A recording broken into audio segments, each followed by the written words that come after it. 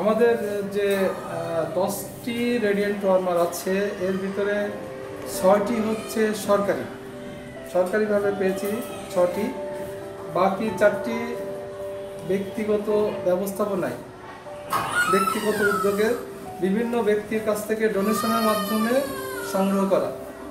প্রথমে আমরা স্ক্যানার ওয়ার্কটা শুরু করি এই ব্যক্তিগতভাবে মানে বিভিন্ন ব্যক্তির কাছ থেকে ডোনেশনের মাধ্যমে ক্রয়কৃত রেডিয়েন্ট ওয়ার্মার এবং ফটোথেরাপি মেশিন দিয়ে। পরবর্তীতে আমরা সরকারিভাবে আমরা এগুলো পাই, যার ফলে আমাদের বর্তমানে সদর হাসপাতাল ঝিনাইদহের যে স্ক্যান ওয়ার্ড ইনস্ট্রুমেন্টের দিক থেকে অনেকটা রিচ। কিন্তু আমাদের মেইন সমস্যা হচ্ছে লোকবল।